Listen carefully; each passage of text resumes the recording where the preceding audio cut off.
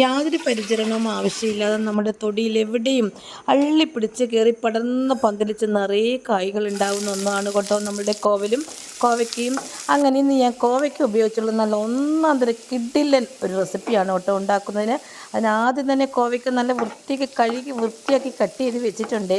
അതിനുശേഷം ഞാനൊരു പാൻ അടുപ്പത്ത് വെച്ചു, കുറച്ച് എണ്ണയിലോട്ട് തൂക്കിയിട്ടുണ്ട്. കൂടാതെ കുറച്ച് കടുവപ്പടവിടാ അങ്ങോട്ട് പൊട്ടിച്ചു. പിന്നെ നമ്മുടെ വലിയ സവോളയുണ്ടല്ലോ, കുഞ്ഞുള്ളിയാണ് അതി ടേസ്റ്റ് ആയിരിക്കും കേട്ടോ. എൻ്റെ അടുത്ത് കുഞ്ഞുള്ളി ഉണ്ടായിരുന്നില്ല. അങ്ങനെ സവോള ഞാൻ അരിഞ്ഞ് കട്ട് ചെയ്ത് ഇട്ട് കൊടുത്തു കേട്ടോ. ചെയ്ത് നന്നായിട്ട് അത് കളർ ചേഞ്ച് ആവുന്നവരെ വെയിറ്റ് ചെയ്തു.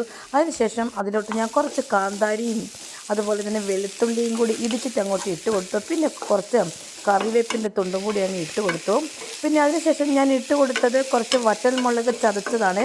അതൊക്കെ കൂടി നല്ലൊരു കളറായി നല്ലൊരു ഭംഗി വന്നതിന് ശേഷം നമ്മൾ അരിഞ്ഞ് സുന്ദരമാക്കി നീറ്റാക്കി എടുത്ത് വെച്ചിരുന്ന കോവയ്ക്ക് ഇടോട്ടിട്ടു കൊടുത്ത് ഉപ്പും ഇട്ടു. മഞ്ഞൾപ്പൊടി ഇടയ്ക്ക് ഇട്ടായിരുന്നു കേട്ടോ, പറയാൻ വിട്ടുപോയതാണ്.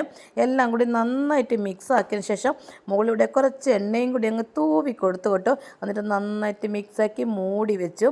ഇടയ്ക്കിടയ്ക്ക് ഞാനൊന്ന് എടുത്ത് ഇളക്കി നോക്കി കേട്ടോ. കാരണം എന്താണെന്നോ, നമ്മൾ വെള്ളം ഒഴിച്ചിട്ടില്ല കേട്ടോ. നമ്മുടെ ടേസ്റ്റി ആയിട്ടുള്ള നമ്മുടെ കോവയ്ക്ക കരിഞ്ഞു പോകരുതല്ലോ. അങ്ങനെ അടിപൊളി ടേസ്റ്റ് ഞാനിന്ന് മെഴുക്കുവരട്ടി ഉണ്ടാക്കി.